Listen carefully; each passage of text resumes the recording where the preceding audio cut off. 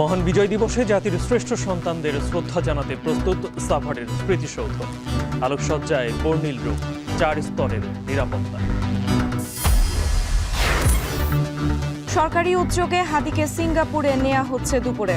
হামলাকারীদের ধরতে গোয়েন্দা সংস্থার অসহযোগিতার অভিযোগ ইনকিলাব মঞ্চের। নির্বাচনের আগে প্রার্থীদের নিরাপত্তা নিশ্চিতের আহ্বান বিএনপির। গোয়েন্দা ব্যর্থতায় দেশ অস্থিতিশীল করার চেষ্টা হচ্ছে, মন্তব্য জামায়াতের। জামায়াত সহ 8 দলীয় জোটের আসন বণ্টনে বিবেচনায় প্রার্থী ও দলের জনপ্রিয়তা। মনোনয়নে প্রাধান্য পাবেন শীর্ষ নেতারা। এবং অস্ট্রেলিয়ার সিডনিতে সমুদ্র সৈকতে বন্দুক হামলার ঘটনায় নিহত বেড়ে 16। হাসপাতালে ভর্তি 4 শিশুসহ আরও 40। বন্ডাই বিচ বন্ধ ঘোষণা।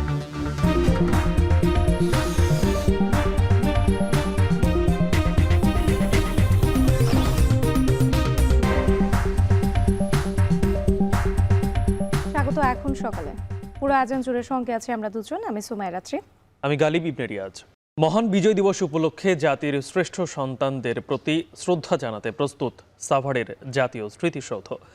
গণপূর্ত অধিদপ্তরের তত্ত্বাবধানে ধোয়া, মোছা, রং এবং আলোকসজ্জা সহ নানা আয়োজন শেষে বর্ণিল রূপে সাজানো হয়েছে স্মৃতিসৌধ এলাকা।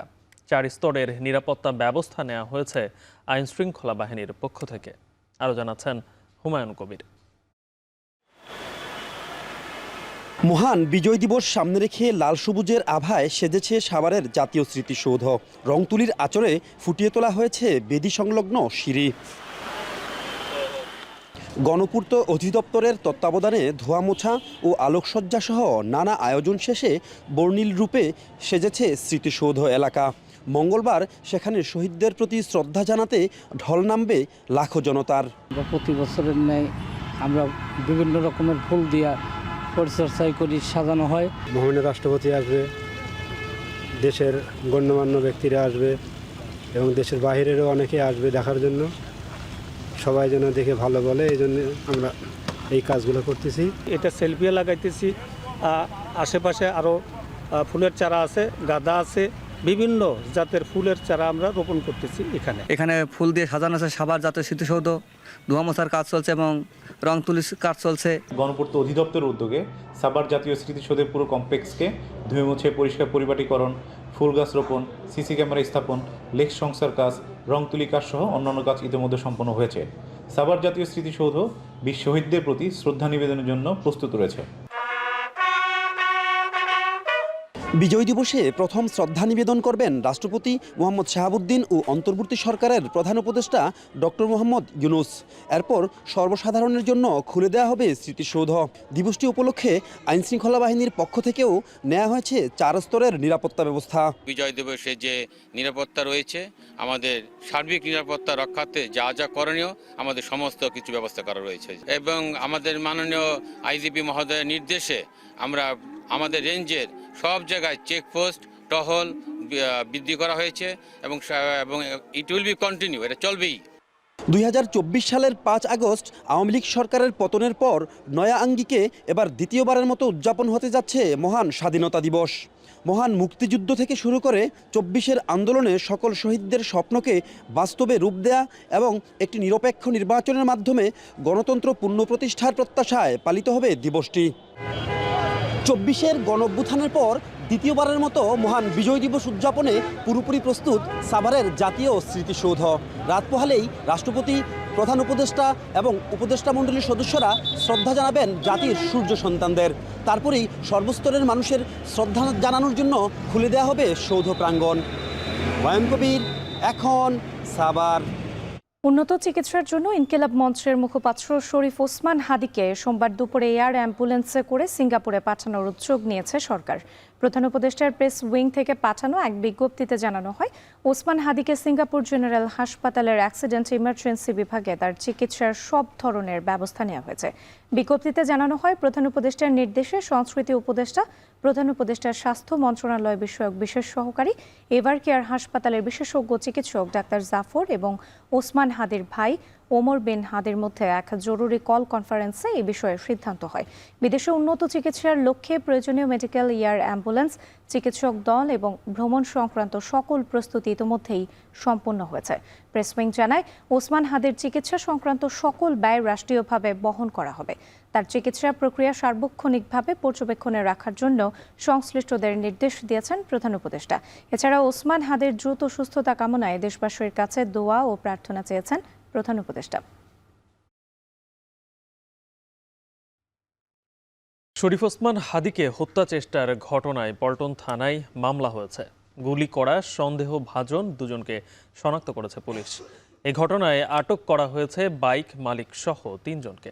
এদিকে হাদির হামলাকারীদের ধরতে গোয়েন্দা সংস্থার অসহযোগিতা আছে বলে অভিযোগ করেছে ইনকিলাব মঞ্চ। আজকের মধ্যে মূল হামলাকারীকে ধরতে না পারলে স্বরাষ্ট্র ও আইন উপদেষ্টার পদত্যাগও দাবি করেন তারা। এর আগে মেডিকেল বোর্ডের বৈঠক শেষে জানানো হয়, হাদির মস্তিষ্কে গুলির একটা অংশ এখনও রয়ে গেছে। বিস্তারিত প্রতিবেদনে।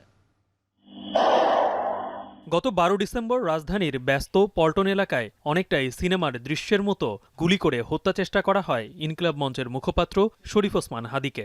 ঘটনার পরপরই কয়েকটি সিসিটিভি ক্যামেরায় দেখা যায় একটি মোটরসাইকেলের পেছনে বসা এক ব্যক্তি এক হাতে রিভলভার দিয়ে রিকশায় থাকা হাদিকে গুলি করছে, যে গুলি তার মাথার বাম পাশ থেকে ঢুকে ডান পাশ দিয়ে বের হয়ে যায়।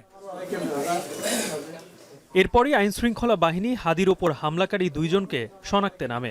রোববার ডিএমপির মিডিয়া সেন্টারে ব্রিফিংয়ে পুলিশ জানায়, হামলাকারী 2 জন হল ফয়সাল করিম মাসুদ ও মোহাম্মদ আলমগীর শেখ। এর মধ্যে ফয়সাল গুলি করে আর আলমগীর বাইক চালাচ্ছিল। ঘটনাস্থলের সিসিটিভি ফুটেজ সংগ্রহ বিশ্লেষণ করে ইতিমধ্যে 2 জন সন্দেহভাজন ব্যক্তিকে শনাক্ত করা হয়েছে। সন্দেহভাজন ব্যক্তিরা যেন সীমান্ত পার না হতে পারে সেজন্য তাদের পাসপোর্ট সংগ্রহ করে পাসপোর্ট ব্লক করে দেওয়া হয়েছে। এই ঘটনায় এখন পর্যন্ত 3 জনকে গ্রেপ্তার করা হয়েছে। তাদের মধ্যে একজন বাইকের মালিক আর বাকি 2 জন মানব পাচারের সাথে জড়িত। ইতিমধ্যে শেরপুরের নলিতাবাড়ি এলাকায় অভিযান পরিচালনা করে সীমান্ত দিয়ে লোক পারাপার যারা করে এই জড়িত সন্দেহে আমরা 2 জনকে গ্রেফতার করতে সক্ষম হয়েছি। এদিকে এভারকেয়ারের সামনে সংবাদ সম্মেলনে ইনকিলাব মঞ্চের সদস্য সচিব অভিযোগ করেন, হামলাকারীদের ধরতে গোয়েন্দা সংস্থা অসহযোগিতা করছে। হামলাকারীরা ভারতে পালিয়ে থাকলে ফিরিয়ে দেবার আহ্বান জানান তারা। যদি আল্লাহ না করুক কোনো কারণে সে নিঃশ্বাস বন্ধ করে, সেই দিন এই অন্তর্বর্তীকালীন সরকারের শেষ দিন। আগামীকালকের মধ্যে যদি এই আসামি গ্রেফতার না হয়, তাহলে আমরা স্বরাষ্ট্র উপদেষ্টা এবং আইনমন্ত্রী এই 2 জনের পদত্যাগ দাবি করছি। যদি সত্যিই ভারতে এই খুনি পালিয়ে থাকে, তাহলে যেন অতি দ্রুত বাংলাদেশ সরকারের পক্ষ থেকে ভারতকে আহ্বান জানানো হয় খুনিকে হস্তান্তরের ব্যাপারে। এবং এই ব্যাপারে যদি ভারত অসহযোগিতা প্রকাশ করে, তাহলে ইনকিলাব মঞ্চ বাংলাদেশের সকল বাংলাদেশপন্থী জনতাকে নিয়ে ঘোষণা করছি যে বাংলাদেশে ভারতীয় দূতাবাসের আর কোনো কার্যক্রম চলতে দেয়া হবে না। এর আগে এভারকেয়ারে সংকটাপন্ন অবস্থায় চিকিৎসাধীন হাদির জন্য গঠিত মেডিকেল বোর্ড রোববার সকালে সিটি স্ক্যানের পর মিটিংয়ে বসে। পরে ডাক্তার আব্দুল আহাদ গণমাধ্যমকে জানান, হাদির মাথার ভেতরে গুলির একটা অংশ এখনও আছে।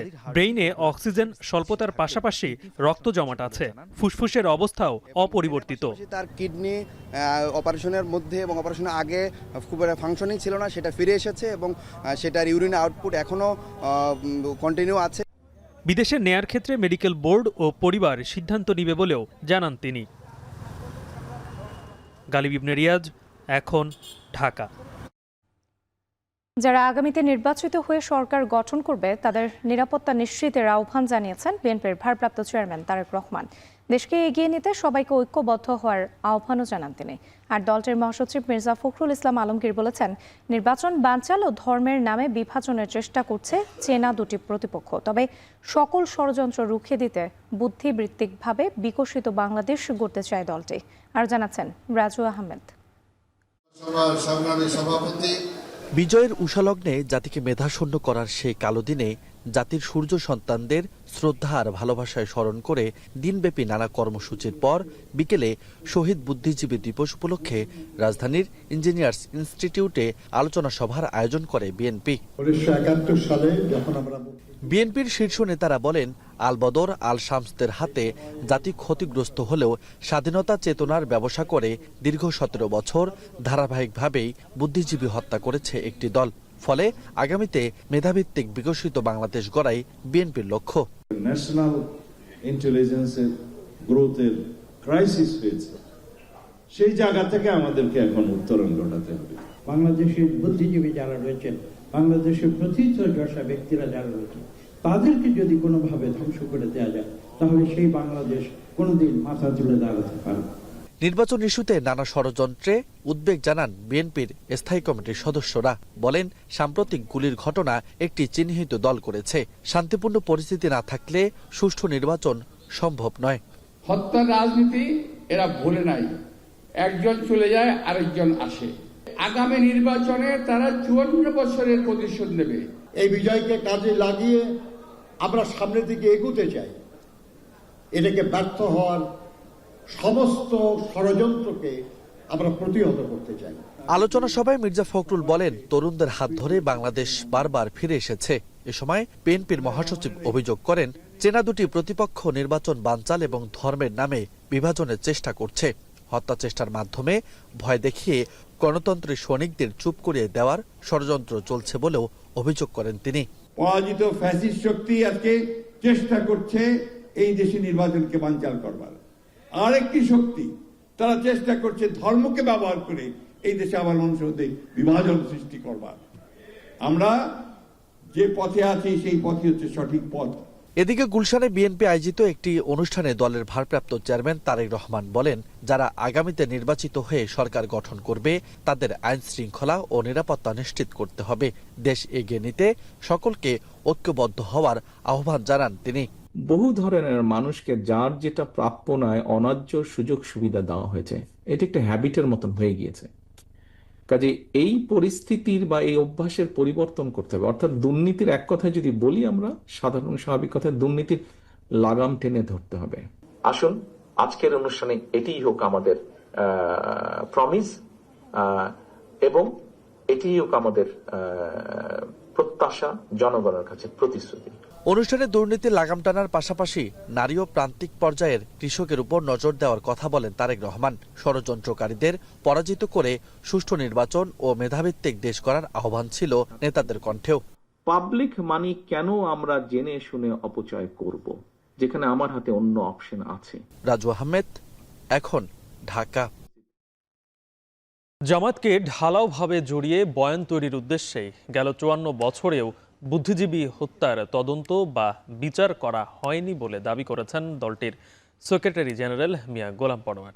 তিনি বলেন, গোয়েন্দা ব্যর্থতার সুযোগে দেশ অস্থিতিশীল করার চেষ্টা হচ্ছে।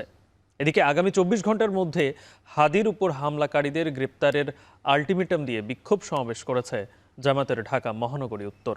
বিস্তারিত প্রতিবেদনে। রোববার বিকেলে রাজধানীর কৃষিবিদ ইনস্টিটিউটে শহীদ বুদ্ধিজীবী দিবস উপলক্ষে আলোচনা সভার আয়োজন করে ঢাকা মহানগরী উত্তর জামাত ইসলামী। সভায় প্রধান অতিথি ছিলেন দলের সেক্রেটারি জেনারেল মিয়া গোলাম পরোয়ার। এ সময় দীর্ঘ আলোচনায় জামাতের এই শীর্ষ নেতা দাবি করেন, 1971 সালে দেশকে মেধাশূন্য করতে পরিকল্পিতভাবে জাতির সূর্য সন্তানদের হত্যা করেছিল ভারত। সেই পরিকল্পনা জেনে যাওয়ায় গুম করা হয় চলচ্চিত্র নির্মাতা জহির রায়হানকেও। এদেশের দিল্লির দাবিদাররা বুদ্ধিজীবী হত্যার ঘটনা নিয়ে তাদের প্রথাগতভাবে সমস্ত দায় দায়িত্ব ঘৃণিতভাবে জামাত ইসলামীর উপরে চাপাবার যে চেষ্টা করেছেন। তথ্য আবিষ্কার হচ্ছে যে এই হত্যার পিছনে ভারতীয়রা আমাদের এই সেরা সন্তানকে হত্যা করেছে, পছন্দ করে। এর আগে হাদির উপর হামলাকারীদের দ্রুত গ্রেপ্তার ও শাস্তির দাবিতে বিজয় সরণিতে বিক্ষোভ সমাবেশ ও মিছিল করে ঢাকা উত্তর জামাত। এ সময় উত্তরের আমির হাদির ঘাতকদের ধরতে সরকারকে 24 ঘন্টা সময় বেঁধে দেন। এটা শুধু হাদির উপরে হামলা হয়নি, এটা জুলাই বিপ্লবের উপরে আঘাত আনা হয়েছে। আপনাদের ইন্টেলিজেন্স এত দুর্বল, এটা নিয়ে আপনারা জাতীয় নির্বাচন সুষ্ঠু করবেন। সমাবেশের পর একটি বিক্ষোভ মিছিল বিজয় সরণি থেকে ফার্মগেট মোড়ে এসে শেষ হয়। হাসিব বিল্লাহ, এখন, ঢাকা। সংস্কারের আন্দোলন থেকে এবার নির্বাচনী মাঠে সরব জামায়াত নেতৃত্বাধীন 8 দলের জোট। 8 দল এক ব্যালটে ভোট করলে আসন সমঝোতার সমীকরণ কেমন হবে চলছে সেই হিসেব নিকেশ। দলগুলোর নেতাদের দাবি সংখ্যা নয়, প্রার্থী ও দলের জনপ্রিয়তা বিবেচনায় আসন বণ্টন হবে। নেতারা বলছেন, মনোনয়নে প্রাধান্য পাবে জোটের শীর্ষ নেতারা। বিস্তারিত থাকছে প্রতিবেদনে। এই ছবি বলে দিচ্ছে নির্বাচন সামনে রেখে ঐক্যবদ্ধ ইসলামী দলগুলো রাজনীতির মাঠে তৈরি হচ্ছে নতুন মেরুকরণ। সংস্কার আন্দোলন রূপ নিচ্ছে নির্বাচনী আসন সমঝোতার জোটে। বিগত সময়ে ইসলামী দলগুলোর পারস্পরিক দূরত্ব থাকায় দেশের রাজনৈতিক পরিসরে এ দৃশ্য নতুন। যদিও জুলাই পরবর্তী ঐক্যের রাজনীতিতে দলগুলো রাজপথে ছিল একাট্টা, তবে কৌশলী। অবশেষে জামাত নেতৃত্বাধীন এই জোটে ৩০০ আসনে প্রার্থী বাছাইয়ের কাজ শুরু হয়েছে। প্রতিটি আসনে জোটের প্রার্থী হবে একজন। যদিও এ বছরের শুরুতে এককভাবে প্রায় ৩০০ আসনে প্রার্থী ঘোষণা করেছিল জামাত ইসলামী। সেই থেকে দলটির প্রার্থীরা সভা সমাবেশ, উঠান বৈঠক কিংবা ভোটারদের কাছে গিয়ে দাঁড়িপাল্লার জন্য জনমত গঠনে ব্যস্ত। একইভাবে গেল আগস্টে ৩০০ আসনে প্রার্থী চূড়ান্ত করে গণসংযোগ শুরু করে ইসলামী আন্দোলন। জোটের বাকি দলগুলো সামর্থ্য অনুযায়ী প্রার্থী ঘোষণা করে। কিন্তু প্রশ্ন উঠেছে, কিভাবে হবে এই আসন সমঝোতা? জোটসঙ্গী নেতারা বলছেন, ভোটের মাঠে প্রার্থীর জনপ্রিয়তা ও দলের অবস্থান বিবেচনায় প্রার্থী বাছাই করবে সমমনা এই জোট। কারো শক্তি বেশি, কারো আর্থিক অবস্থা ভালো, কারো কমিউনি বেশি, এটা জেনারেল অর্থে। এখন যখন আসন নিয়ে আলোচনা করবেন তখন দেখা যাচ্ছে দলটা ছোট হলেও কোনো একটা আসনের পার্টিকুলার দলটার ভালো অবস্থা, অর্থাৎ এইভাবে বিচার করতে হবে আর কি। সর্বোচ্চ ছাড় দেওয়ার মন মানসিকতা নিয়ে আছি, যাতে আমাদের মধ্যে কোনো বিভেদ সৃষ্টি না হয়। শুধু জাকপানা, আমি বিশ্বাস করি প্রত্যেকটি দল সর্বোচ্চ ছাড় দেওয়ার মন মানসিকতা নিয়েই আসনের যে বন্টনের বৈঠক হবে সেখানে বসার জন্য প্রস্তুতি গ্রহণ করেছে। ৮ দলের জোটে ভোটার, জনবল ও আর্থিক বিবেচনায় বড় দল জামাত। দলটি জোট শরিকদের ছাড় দিতে পারে প্রায় ৯০টি আসন, ইসলামী আন্দোলন পেতে পারে প্রায় ৫০টি আসন, আর বাকি ৬টি দলকে প্রায় ৪০টি আসন ছাড়তে পারে জামাত ইসলামী। জামাতের এই শীর্ষ নেতা জানান, সংখ্যা দিয়ে আসন বন্টন হবে না, বরং আসন ধরে প্রার্থী বাছাই হবে। তবে জোটের শীর্ষ নেতারা প্রাধান্য পাবে। কতটা আসন কে নেবেন, কে পাবেন, এটা মুখ্য হবে না। মুখ্য টার্গেট হচ্ছে যে আমরা যাকে যেখানে দিলে তিনি পাশ করবেন, বিজয়ী হবেন, সেই ব্যক্তি, সেই আসন, সেই দল সেখানে অগ্রাধিকার পাবে। যে দলের যেখানে অবস্থা হলো আমরা সেই দলকে সেখানেই, এবং এক দল একটা আসনেই থাকবে, বাকিরা আমরা তাকে সহযোগিতা করবো। চূড়ান্ত হয়ে গেলে আমরা এটা একসাথে ডিক্লেয়ার করবো। এটা তো আগামী সপ্তাহে। দলগুলোর শীর্ষ নেতারা মনে করেন, সময়ের ব্যবধানে এই জোটে আরও কিছু দল যুক্ত হতে পারে, তখন আসন পুনর্বন্টন হবে। সর্বোচ্চ আসনে বিজয়ী হতে পারে। হাসিব বিল্লাহ, এখন, ঢাকা। বরিশালে নিউমোনিয়া সহ ঠান্ডাজনিত নানা রোগে আক্রান্ত হচ্ছে শিশু সহ নানা বয়সী মানুষ। শিশু ওয়ার্ডে রোগীর চাপ সব থেকে বেশি। দেখা দিয়েছে শয্যা সংকট। এক বেডে ৩ থেকে ৪ জনের চলছে চিকিৎসা। বাড়তি রোগীর চাপ সামাল দিতে হিমশিম অবস্থা নার্স ও চিকিৎসকদের। প্রয়োজনীয় চিকিৎসা অব্যাহত রয়েছে বলে জানিয়েছে হাসপাতাল কর্তৃপক্ষ। আরও জানাচ্ছেন অমিত হাসান। বরিশাল শেরেবাংলা মেডিকেল কলেজ হাসপাতালের শিশু ওয়ার্ড। বেশিরভাগ শিশুই নিউমোনিয়া, জ্বর, ঠান্ডা ও শ্বাসকষ্টজনিত রোগে আক্রান্ত। কয়েক সপ্তাহ ধরে প্রতিনিয়তই বাড়ছে রোগীর সংখ্যা, যা স্বাভাবিক সময়ের তুলনায় অন্তত ৩ গুণ। মেহেন্দিগঞ্জ উপজেলার আরজু বেগম নিউমোনিয়ায় আক্রান্ত ছেলেকে ভর্তি করেছেন শেরেবাংলা মেডিকেল কলেজ হাসপাতালে। কোনো মতে একটি বেড পেলেও সেখানে রয়েছে আরও 2 জন রোগী। একই অবস্থা ওয়ার্ডের প্রতিটি বেডের। এতে ভোগান্তিতে রোগীরা। 3-3টে বাচ্চা দেয় একটা বেডে, এটি তো রাখা সম্ভব না। কিন্তু বলতে চাই যে সরকার যেন আমাদের আরো যেন এই বেশি বেড বাড়াইয়ে দেয়। এখানে আসছি, বেডে জায়গা নাই, বসতে কষ্ট, অনেক কষ্ট করে আসছি এখানে। আজকে আসছি 4 দিন ঠান্ডার জন্য। বাচ্চার সমস্ত এখন ঠান্ডা লাগছে, ঠান্ডা কাশি আছে। ঠান্ডাজনিত রোগের সংক্রমণ থেকে বাঁচতে বাড়তি সতর্কতার পরামর্শ চিকিৎসকদের। বাচ্চাদের মাদেরকে, বাবাদেরকে প্রথমে একটু অ্যালার্ট থাকতে হবে যে বাসায় এদের একটু গরম রাখতে হবে। হ্যাঁ, ধুলোবালি অ্যাভয়েড করতে হবে, ডাস্ট অ্যাভয়েড করতে হবে, পরিষ্কার পরিচ্ছন্ন রাখতে হবে। রং চাপি তার আদা দিয়ে সিদ্ধ করে যদি খাওয়ানো যায়, তারপর তাকে একটু গরম পানি দিয়ে একটু গোসল টোসল করানো যায়। হ্যাঁ, সুদিং ইফেক্ট বলে আমরা, এগুলো করতে পারলে অনেকটা বাসায় চিকিৎসা সম্ভব। বাড়তি রোগীর চাপ সামাল দিতে কিছুটা হিমশিম অবস্থা হলেও চিকিৎসা সেবায় কোনো কমতি নেই বলে জানিয়েছে হাসপাতাল কর্তৃপক্ষ। এই ধরনের রোগী এত বেশি আসে যে আমরা সবাইকে ঠিকভাবে যে শয্যা দিব, এটা যেটা বলেছেন, আমাদের শয্যা সংকটও আছে। তবে এর মধ্যে আমরা সবাইকে চিকিৎসা দিচ্ছি এবং যেগুলো একটু ক্রিটিক্যাল সেগুলোকে আমরা স্পেশালি কেয়ার নিচ্ছি। শেরেবাংলা মেডিকেল কলেজ হাসপাতালের শিশু ওয়ার্ডে 41টি শয্যার বিপরীতে প্রতিদিন ভর্তি থাকছে শতাধিক শিশু। বেশিরভাগই শিশু এবং শীতজনিত রোগে আক্রান্ত। এছাড়া বহির্বিভাগে চিকিৎসা নিচ্ছে প্রায় 5 শতাধিক শিশু। অমিত হাসান, এখন বরিশাল। উত্তরের জেলা পঞ্চগড়ে শীতের তীব্রতা আরও বেড়েছে। তাপমাত্রা নেমে এসেছে একের অঙ্কে। গত কয়েকদিন ধরে দেশের সর্বনিম্ন তাপমাত্রা বিরাজ করছে প্রান্তিক জনপদটিতে। দুর্ভোগ বেড়েছে নিম্ন আয়ের মানুষের। এ নিয়ে আরও জানাতে পঞ্চগড় শহর থেকে আমাদের সঙ্গে যুক্ত হচ্ছেন লুৎফর রহমান। লুৎফর, শীতের তীব্রতা আজ কেমন দেখছেন, আর শীতে মানুষের ভোগান্তি সম্পর্কে একটু জানতে চাই।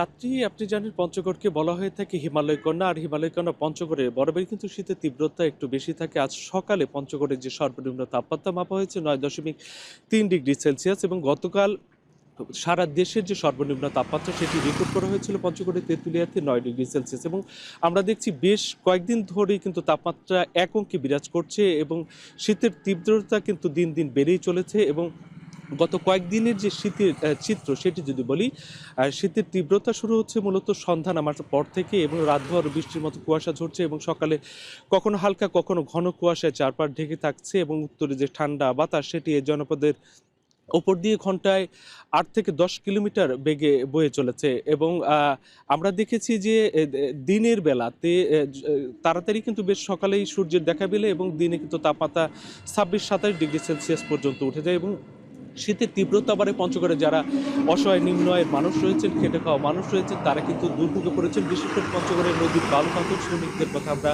বলতে পারি, যারা বরফের মতো ঠান্ডা পানিতে নেমে বালি পাথর উত্তোলন করে থাকেন। তবে এই শীতে কিন্তু বিপরীত চিত্রও রয়েছে, কারণ এই শীত উপভোগ করবার জন্য দেশের বিভিন্ন প্রান্ত থেকে যারা প্রকৃতিপ্রেমী আছেন তারা কিন্তু এই সময়টিকে বেছে নেন এবং পঞ্চগড়ে ছুটে আসেন। আমরা দেখেছি গত কয়েকদিন ধরে পঞ্চগড়ে আবাসিক হোটেল থেকে শুরু করে সব যে স্থানগুলো রয়েছে, পর্যটন স্থানগুলো, সেখানে কিন্তু ভিড় বেড়েছে। এবং আমরা জেলা প্রশাসনের সাথে কথা বলেছি, তারা আমাদেরকে জানিয়েছেন যে তারা এরই মধ্যে যে শীতের মোকাবেলার যে প্রস্তুতি সেটি শুরু করেছেন এবং সরকারিভাবে এখন পর্যন্ত তারা 8,500 মতো শীত বস্ত্র কিনেছেন। আজ এই মুহূর্তে কিন্তু সূর্যের দেখা মিলেছে এবং চারপাশে এত পরিষ্কার যে কাঞ্চনজঙ্ঘা যে পর্বতচূড়া সেটি কিন্তু আজ দেখা যাচ্ছে। তো রাত্রে এই ছিল আমার কাছে পঞ্চগড় থেকে শীতের সার্বিক পরিস্থিতি। পঞ্চগড়ে শীতের তীব্রতা আরও বেড়েছে। এ নিয়ে বিস্তারিত জানাতে আমাদের সঙ্গে যুক্ত ছিলেন লুৎফর রহমান। শেরপুরে প্রায় 3.5 কিলোমিটার সড়ক উন্নয়নের কাজ বন্ধ রেখে পালিয়েছে ঠিকাদার। ফলে দীর্ঘ 1.5 বছর ধরে সড়কটির চরম দুরবস্থা। স্থানীয়দের চলাচলে বাড়ছে দুর্ঘটনা। এদিকে সড়কটি এভাবে ফেলে রাখা হলে সংশ্লিষ্ট দপ্তরের পক্ষ থেকে ঠিকাদারের বিরুদ্ধে নেওয়া হয়নি কোনো ব্যবস্থা। শেরপুর থেকে জাহিদুল খান সৌরভের প্রতিবেদনে বিস্তারিত। শেরপুরের শ্রীবর্দী উপজেলার ঝগড়াচর বাজার থেকে হেরুয়া বাজার পর্যন্ত সড়ক প্রশস্ত করার পরিকল্পনা নেয় স্থানীয় সরকার বিভাগ। কিন্তু 5 আগস্ট গণঅভ্যুত্থানের পর কাজ রেখে পালিয়ে যায় ঠিকাদার, আর তখন থেকেই সড়কটি হয়ে পড়ে ব্যবহারের অনুপযোগী। সংশ্লিষ্ট দপ্তর জানায়, ঠিকাদার প্রতিষ্ঠান বরেন্দ্র কনস্ট্রাকশন লিমিটেড 5,35 লাখ টাকা ব্যয়ে 2023 সালে সড়কটি উন্নয়নের কাজ শুরু করেছিল। কিন্তু কয়েক মাস পর সংশ্লিষ্ট দপ্তরকে না জানিয়ে বন্ধ করে দেওয়া হয় সড়কের কাজ। এছাড়া ঠিকাদার প্রতিষ্ঠানের সঙ্গে যোগাযোগের চেষ্টা করেও মেলেনি কোনো সাড়া। এদিকে কাজ বন্ধের পর থেকে কর্তৃপক্ষের পক্ষ থেকে নেওয়া হয়নি কোনো কার্যকর পদক্ষেপ। স্থানীয়রা জানান, সড়কটি দিয়ে চলাচলে প্রতিদিনই ঘটছে নানা দুর্ঘটনা। দিনের বেলায় কিছুটা চলাচল করা গেলেও রাতের বেলা সড়কটি হয়ে উঠছে এক বিপজ্জনক পথ। প্রায় 1.5 বছর থেকে এই রাস্তাটা গত্র করে রাখছে, কোনো মেরামতের কাজ হচ্ছে না।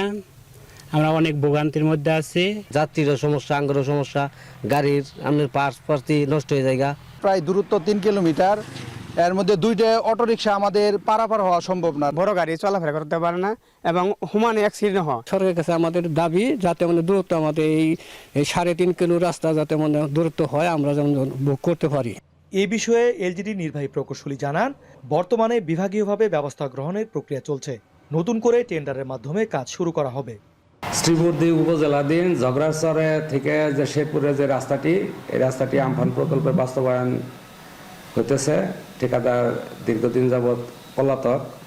আমরা কাজটি বাতিলের জন্য হেডকোয়ার্টারে সুপারিশ করেছি, আসলে পরে অনুমোদন আসলে পরে আমরা বাতিল করে আবার রিমেনিং ওয়ার্কের রিটেন্ডারটা করব। ভোগান্তি কমাতে নতুন ঠিকাদার দিয়ে সড়কের কাজ দ্রুত সম্পন্ন করার দাবি স্থানীয়দের। জাহেদুল খান সৌরভ, এখন শেরপুর। বৃহত্তর চলন বিলে ধান, ভুট্টা ও সরিষার পাশাপাশি এবছর শশার ফলন হয়েছে বেশ ভালো। আবহাওয়া অনুকূল থাকায় বিঘা প্রতি 70 থেকে 80 মণ শশা উৎপাদন হয়েছে। এসব শশা মণ প্রতি বিক্রি হচ্ছে 800 থেকে 1300 টাকায়। শশা কেনাবেচায় সিরাজগঞ্জের উল্লাপাড়ায় গড়ে উঠেছে দুটি আড়ত, যেখানে প্রতিদিন কেনাবেচা হচ্ছে অর্ধ কোটি টাকার শশা। রিফাত রহমানের প্রতিবেদন আর ছবি তুলেছেন ইমরান শেখ। দম ফেলার ফুরসত নেই কৃষকদের। দিনের আলো ফোটার সঙ্গে সঙ্গেই সবুজ চাদরে মোড়া জমিতে শশা তুলতে ব্যস্ত সবাই। চলনবিল অধ্যুষিত সিরাজগঞ্জের উল্লাপাড়া, তারাস, রায়গঞ্জ উপজেলায় প্রতি বছরই শীত মৌসুমে ব্যাপকভাবে শশার আবাদ হয়। চলতি বছরও প্রায় 707 হেক্টর জমিতে আবাদ হয়েছে শশার।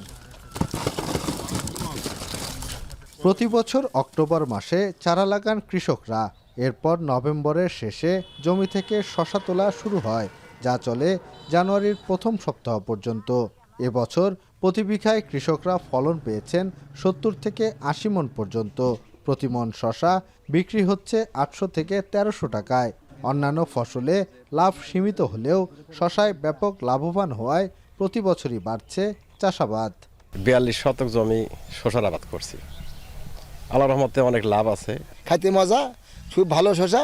আপনার হাইব্রিডের দাম কম, হাইব্রিডে 12-13 হাজার, 800-900 এরকম বিক্রি হইতেছে। মনে করেন 1 লাখ, 2 লাখ, 3 লাখ এরকম মানুষ বেচে, যার জমি বেশি সে বেশি বেচতে পারে। অল্প জমিতেও দেখা যায় যে অনেক ফসল করা যায়। চাহিদা ভালো আছে, দামও ভালো আছে, বুঝছেন। আমার ওই বাইরেটার জ্বালান আমরা এখান থেকে বিক্রি করে দিই। শশা বিক্রির জন্য উল্লাপাড়ার মোহনপুর ও চাকসাতে গড়ে উঠেছে দুটি আড়ত। এখানে শশা কিনতে আসে দেশের বিভিন্ন প্রান্তের পাইকাররা। প্রতিদিন প্রায় 30 থেকে 40 ট্রাক শশা দেশের বিভিন্ন স্থানে পাঠানো হয়, যার বাজার দর প্রায় অর্ধ কোটি টাকা। এখানে হাট বসানোর পরে সহজে আমরা ক্ষীরে বিক্রি করতে পারতেছি। আমাদের ওই ক্যারিং কস্টটা খুব কমে গেছে। আমাদের এক গাড়ি ক্ষীরের দাম হবে হলো 4 লক্ষ টাকা, এতে 30 গাড়ি মাল যাচ্ছে। আমরা তো শুরু করে আগে সাইডে বরাবর খুলনা, সাতক্ষীরা, বাগেরহাট, পুরো সারা বাংলাদেশে চলে যাচ্ছে। কৃষি কর্মকর্তারা বলছেন, ভালো জাত ও বীজের কারণে চাষিরা ভালো ফলন পাচ্ছে। আর শশার ন্যায্য মূল্য পেতে কৃষকদের সব ধরনের সহায়তা করা হচ্ছে বলে জানান তারা। এই বছর আমাদের 365 হেক্টর শশা আবাদ হয়েছে। এখানে দেশি এবং হাইব্রিডটা মানুষ বেশি আবাদ করছে, কারণ অল্প সময়ের মধ্যে তারা পাচ্ছে। হাইব্রিড জাতসমূহের বিষয়ে আমরা কৃষক ভাইদেরকে উদ্বুদ্ধ করে থাকি। আমাদের জন্য এখন একটি বড় চ্যালেঞ্জ হচ্ছে নিরাপদ ফসল উৎপাদন। যেহেতু শশা আমরা কাঁচা অবস্থায় খাই, আমরা কৃষক ভাইদেরকে এই কাজে উদ্বুদ্ধ করতেছি, যেখানে অন্ততপক্ষে বিষাক্ততার পরিমাণ কম, এইরকম কীটনাশক এবং জৈবিক যে বালাই ব্যবস্থাপনা আছে সেটিকে আমরা উদ্বুদ্ধ করতেছি। জেলায় এবার 18,000 মেট্রিক টন শশার উৎপাদন লক্ষ্যমাত্রা ধরা হয়েছে, যার বাজার মূল্য প্রায় 40 কোটি টাকা। রিফাত রহমান, এখন সিরাজগঞ্জ। এবারে আন্তর্জাতিক প্রসঙ্গ। অস্ট্রেলিয়ার বন্ডাই সমুদ্র সৈকতে বন্দুক হামলার সঙ্গে বাবা ছেলে জড়িত বলে নিশ্চিত করেছে দেশটির পুলিশ। এ ঘটনায় সন্দেহভাজন বাবা পুলিশের গুলিতে নিহত হলেও আহত ছেলেকে হেফাজতে রেখেছে পুলিশ। এখন পর্যন্ত এই ঘটনায় শিশুসহ 16 জন নিহত হয়েছে, এছাড়া আহত 42 জন। এদিকে অস্ট্রেলিয়া থেকে সম্পূর্ণরূপে ইহুদি বিদ্বেষ দূর করার প্রত্যয় ব্যক্ত করেছেন দেশটির প্রধানমন্ত্রী অ্যান্থনি আলবানিজ। এজন্য অস্ট্রেলিয়াবাসীর সমর্থনও প্রত্যাশা করেন তিনি। এদিকে বন্ডাই ট্র্যাজেডিতে নিহতদের প্রতি শ্রদ্ধা জানিয়েছেন মার্কিন প্রেসিডেন্ট ডোনাল্ড ট্রাম্প। পাশাপাশি ঘটনাটির সুষ্ঠু তদন্ত নিশ্চিতে অস্ট্রেলিয়া সরকারের প্রতি আহ্বানও জানান তিনি। শুধু অস্ট্রেলিয়া নয়, বন্ডাইয়ের বন্দুক হামলার ছাপ পড়েছে যুক্তরাষ্ট্রেও। ইহুদিদের হানুক্কা উৎসব ঘিরে নিরাপত্তা বাড়ানো হয়েছে নিউ ইয়র্কে। রোববার অস্ট্রেলিয়ার স্থানীয় সময় সন্ধ্যায় বন্ডাই বিচের কাছে একটি ব্রিজের ওপর থেকে লোকজনের ওপর এলোপাতাড়ি গুলি ছোড়ে দুই বন্দুকধারী।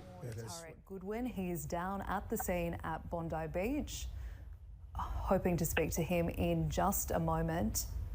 We have had the officer is en route to the scene and we have been told by authorities. সম্প্রতি বিশ্ব জুড়ে বেড়েছে বন্দুক হামলার ঘটনা। চলতি বছরে শুধু যুক্তরাষ্ট্রেই বন্দুক সহিংসতা হয়েছে ৩৮৯টি। এতে প্রাণ হারিয়েছেন ৩২৫ জন এবং আহত ১৭৫০ মানুষ। গান ভায়োলেন্স আর্কাইভ বলছে, করোনা মহামারীর পর থেকে হামলার সংখ্যা বেড়েছে বিপজ্জনক হারে। শিথিল বন্দুক আইন, মাদকাসক্তি, মানসিক রোগ, বেকারত্ব ও পারিবারিক বিচ্ছিন্নতার কারণ বলছেন বিশেষজ্ঞরা। ব্যাকেটে জানাচ্ছেন তানভীর সনি। বিশ্বের উন্নত দেশগুলোতে মানুষকে দুঃস্বপ্নের মতো তাড়া করছে বন্দুক সহিংসতা। যুক্তরাষ্ট্রে প্রায় প্রতি সপ্তাহেই বন্দুক হামলায় প্রাণ হারাচ্ছেন সাধারণ মানুষ। হত্যাকাণ্ড থেকে শুরু করে আত্মহত্যা এবং গণহারে গুলি চালানোর সব ধরনের বন্দুক সহিংসতাই বেড়েছে যুক্তরাষ্ট্র জুড়ে। অলাভজনক প্রতিষ্ঠান গান ভায়োলেন্স আর্কাইভের তথ্য মতে চলতি বছরে শুধু যুক্তরাষ্ট্রেই বন্দুক হামলার ঘটনা ঘটেছে ৩৮৯টি। এতে প্রাণ হারিয়েছে ৩ শতাধিক এবং আহত ১৫০০-এর বেশি। সংস্থাটির দাবি, যুক্তরাষ্ট্রে বন্দুক হামলার সবচেয়ে খারাপ বছর ২০২১ সালে ৪৫টি অঙ্গরাজ্যে ৬৯০টি হামলার ঘটনা রেকর্ড করা হয়। সহিংসতার এই উত্থানের পেছনে বন্দুক আইনের শিথিলতাকে দায়ী করছেন বিশেষজ্ঞরা। মার্কিন জনগণের হাতে বন্দুকের সংখ্যাও বেড়েছে। ২০২৪ সালে যুক্তরাষ্ট্রে ১.৫ কোটির বেশি আগ্নেয়াস্ত্র বিক্রি হয়েছে, আর ২০২৫ সালের প্রথম ৪ মাসে বিক্রি হয়েছে ৫২ লাখ আগ্নেয়াস্ত্র। ব্যক্তি মালিকানাধীন বন্দুকের সংখ্যা যুক্তরাষ্ট্রে সবচেয়ে বেশি। গবেষণায় দেখা যায় ২০১৯ থেকে ২০২১ সালে নতুন করে বন্দুকের মালিক হয়েছেন ৭৫ লাখ মার্কিন প্রাপ্তবয়স্ক।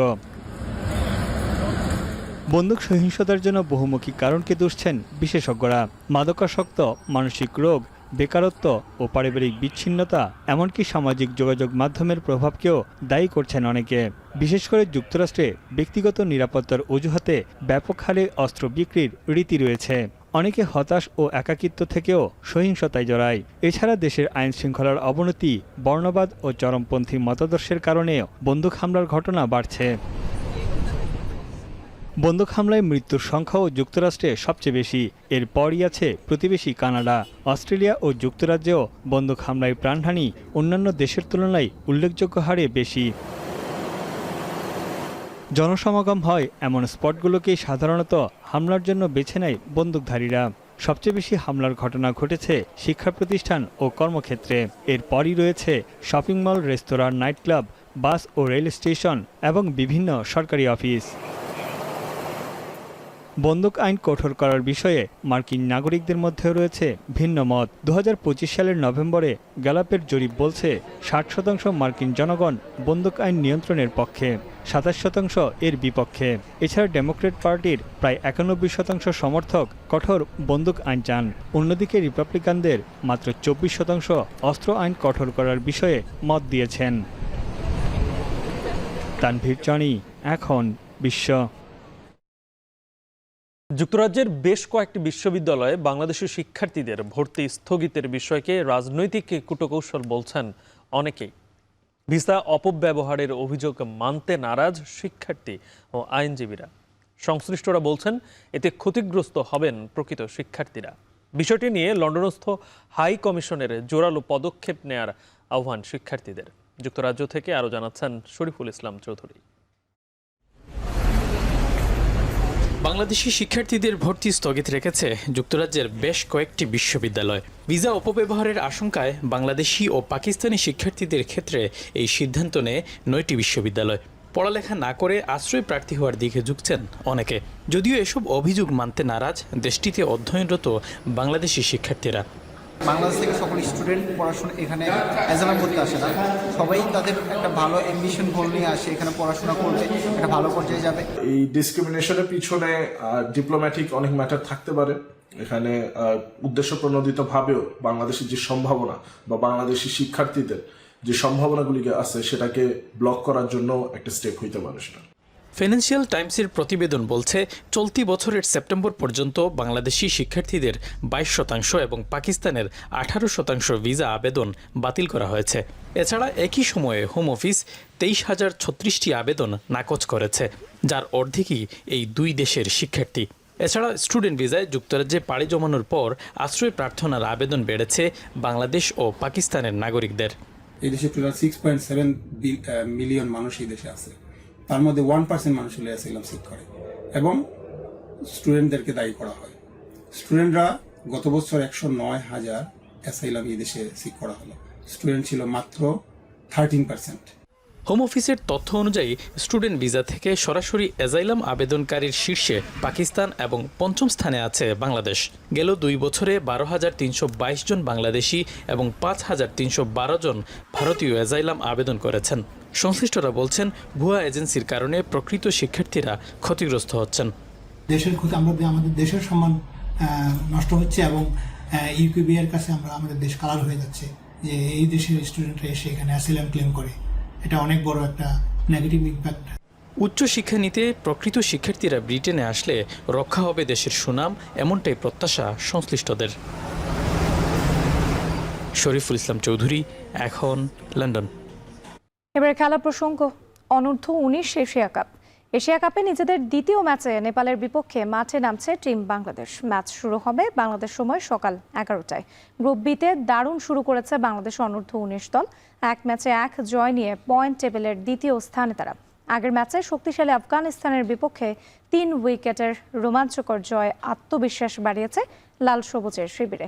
ব্যাটিংয়ে জাওয়াদ আবরারের ব্যাটে এসেছে দলের সর্বোচ্চ 96 রান। সঙ্গে রিফাত বেগ ও আজিজুল হাকিম তামিমের ছিল গুরুত্বপূর্ণ অবদান। বোলিংয়ে এখন পর্যন্ত দলের সফলতম বোলার শাহরিয়ার আহমেদ। অন্যদিকে নেপাল অনূর্ধ্ব-19 দল কঠিন সময় পার করছে। শ্রীলঙ্কার বিপক্ষে মাত্র 82 রানে অল আউট হয়ে 8 উইকেটের বড় ব্যবধানে হেরেছে তারা। সব মিলিয়ে কাগজে কলমে এগিয়ে বাংলাদেশ। তবে যুবাদের ক্রিকেটে চমক আসতেই পারে। জয় ধরে রাখতে চাইবে বাংলাদেশ, অন্যদিকে ঘুরে দাঁড়ানোর লড়াই নেপালের।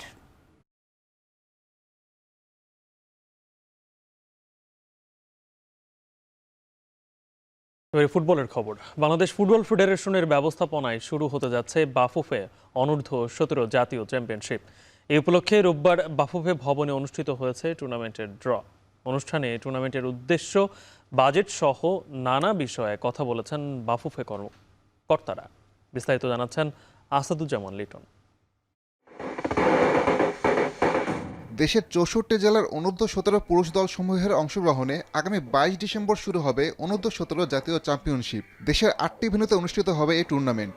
এর আগে রোববার মতিঝিলের বাফুফে ভবনে হয়ে গেল প্রতিযোগিতার লোগো উন্মোচন ও ড্র অনুষ্ঠান।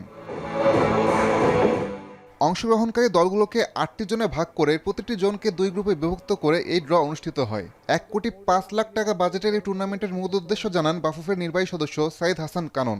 আগামী 4 বছর পরে আমাদের একটা পাইপলাইন তৈরি করার চেষ্টা করতেছি। আগামী 4 বছর পরে আমাদের ন্যাশনাল টিমে পর্যাপ্ত পরিমাণের ট্যালেন্ট প্লেয়াররা খেলতে পারবে, সেটাই আমাদের টার্গেট। দেশের বয়সভিত্তিক ফুটবলে বয়স চুরি নতুন কোনো ঘটনা নয়। প্রায় প্রতিবারই ফুটবলারদের বয়স চুরি নিয়ে ওঠে অভিযোগ। এটি ঠেকাতে এবার কি ব্যবস্থা নিচ্ছে বাফুফে? আমরা অলরেডি এই বয়স নির্ধারণের জন্য আমরা কিন্তু টিম ছিল আমাদের কোচরা, আমাদের বিফে আন্ডারে কোচেস প্যানেল আছে, তারা কিন্তু যে ওইখানে ট্রায়ালের মাধ্যমে এবং সব প্লেয়ারদের দেখে তারপর বয়সটা নির্ধারণ করা হয়েছে। ফুটবল টুর্নামেন্ট সুষ্ঠুভাবে সম্পন্ন করতে প্রয়োজন মাঠ। এবার স্টেডিয়াম ঠিক রাখতে বিশেষ পদক্ষেপের কথা জানান জাতীয় ক্রীড়া পরিষদের নির্বাহী পরিচালক কাজী নজরুল ইসলাম। খেলা বা অন্য ডিসিশনের ক্ষেত্রে যেমন কোনো মাঠ বরাদ্দ, নর্মালি আমরাও কিন্তু জেলা প্রশাসনের সাথে সমন্বয় করেই আমরা বরাদ্দ দিই।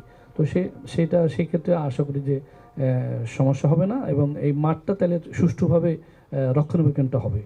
দেশের ফুটবলের তৃণমূলের অংশ অনূর্ধ্ব-17 ফুটবল। এখান থেকে উঠে আসবে ভবিষ্যতের হামজা জামালরা। আর তাই সুষ্ঠুভাবে এই টুর্নামেন্ট পরিচালনার মাধ্যমে সেরা প্রতিভা বের করে আনতে চায় বাফুফে। আসাদুজ্জামান লিটন, এখন ঢাকা। শেষ করছে এখন সকাল। তবে যাওয়ার আগে শিরোনামগুলো আরও একবার। মহান বিজয় দিবসে জাতির শ্রেষ্ঠ সন্তানদের শ্রদ্ধা জানাতে প্রস্তুত সাভারের স্মৃতিসৌধ। আলোকসজ্জায় বর্ণিল রূপ, 4 স্তরের নিরাপত্তা। সরকারি উদ্যোগে উসমান হাদিকে সিঙ্গাপুরে নেওয়া হচ্ছে দুপুরে। হত্যা চেষ্টার ঘটনায় পল্টন থানায় মামলা দায়ের।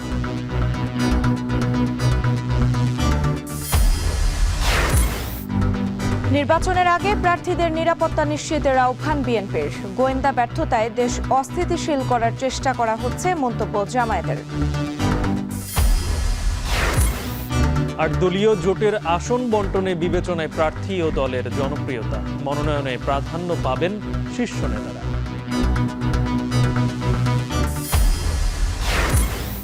এবং অস্ট্রেলিয়ার সিডনিতে সমুদ্র সৈকতে বন্দুক হামলার ঘটনায় নিহত বেড়ে 16, হাসপাতালে ভর্তি 4 শিশুসহ আরও 40, বন্ডাই বিচ বন্ধ ঘোষণা। আর এই ছিল এখন সকালের আয়োজনে। এখন টেলিভিশন ওয়েবসাইটে দেখতে ভিজিট করুন www.ekon.tv। ফেসবুকে চোখ রাখুন facebook.com/tv.ekon, আর ইউটিউবে লাইভ দেখতে ভিজিট করুন youtube.com/এখন।